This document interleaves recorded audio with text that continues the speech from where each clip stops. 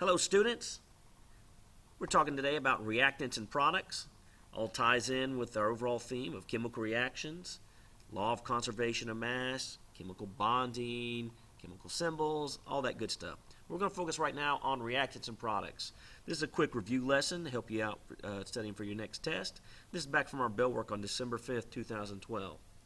Okay, take a look at this diagram here. You've got some charcoal. There's a picture of charcoal that's burning up, chemical reaction taking place there. And the bottom line is I want you to understand where you can find the reactants and products and what they are, okay? Notice the flashing red arrow. That's pointing to a chemical equation. And what you have inside that chemical equation, there's chemical symbols and chemical formulas showing what happens during a chemical reaction. So in this case, what you see here, the reactants are on the left side. You have carbon plus oxygen, or C plus O2, and it yields CO2.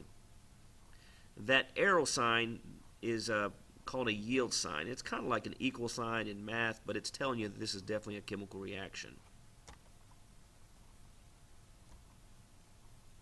Okay, first thing we're looking here are the reactants. The reactants are written before the arrow. Or I think a better way to memorize this process is the arrow always points towards the products. But you start a chemical reaction with reactants. That's what you begin with. These are the ingredients of the chemical reaction. Reactants start the reaction. It says always before the arrow. Again, I think a better way to memorize it is the arrow always points towards the products. Okay? Now we're looking at the products. The products in this case is CO2, that's one carbon atom, and that's two oxygen atoms, that's O subscript 2. And the reactants, well, that's what you end up with. That's the substance that you form by doing the chemical reaction.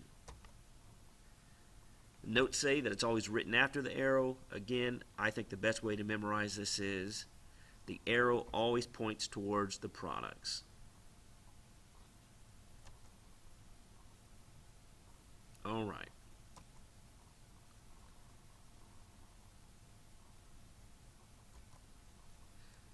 Three key topics that relates to identifying your reactants and products, and also figuring out how they tie into the chemical equations and etc. is, well, you got to understand what chemical symbols are. You've got to understand chemical formulas, and you've got to understand chemical equations. First, of course, we're going to look here at chemical symbols.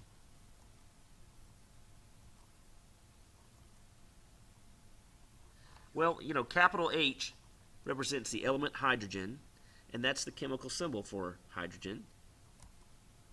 Capital O represents the chemical symbol for oxygen.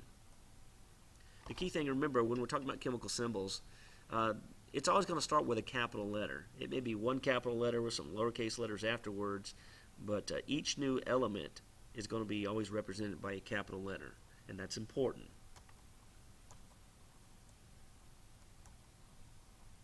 And when you take those chemical symbols and you combine them together, well, you get chemical formulas.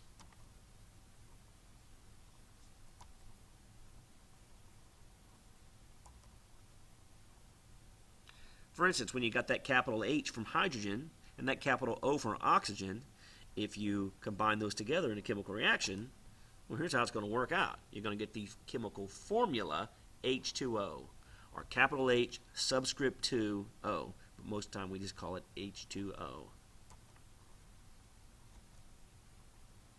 right, here's some key things we need to keep in mind about chemical symbols and chemical formulas. Well, you've got to write them correctly. And of course, you've got to understand them correctly. And they have very specific meanings. Let me show you. I'm going to show you several examples of letter combinations that all look kind of similar. For here I have CO2. This means I have one carbon atom and two oxygen atoms. If you notice, the capital O has a little 2 next to it. That's subscript 2. That tells me there's two oxygen atoms. But the capital letter C doesn't have any number next to it. So therefore, that just means it counts as 1. What about this case? I've got CO, capital C, capital O. Well, that would only be one carbon atom and one oxygen atom. Well, here I have capital C, lowercase o. Well, this is not a chemical formula. This is just a chemical symbol. This represents the element cobalt. So that's one cobalt atom. So now I'm going to start putting what's called coefficients in this. Coefficient is that number 2 I put in front of the capital C, capital O. That coefficient means I take that number 2 and I multiply it times everything that it's connected with. In this case, it's connected with the C and the O. They're all side by side. So that means I have 2 carbon atoms and 2 oxygen atoms in this case. Now I can tie it all together. I got 2 CO2. So again, same concept. That 2 means I multiply everything behind it. 2 times 1 carbon is 2. That's why I have 2 carbon atoms. 2 times 2 oxygen is why I have 4 oxygen atoms.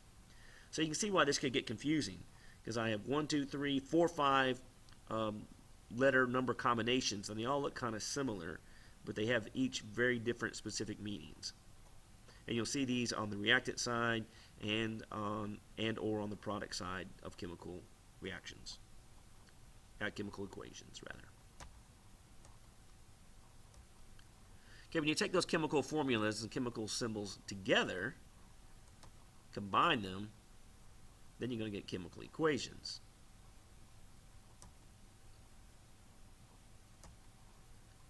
Here's 2 examples. I got 2H2 plus O2, that's going to yield 2H2O.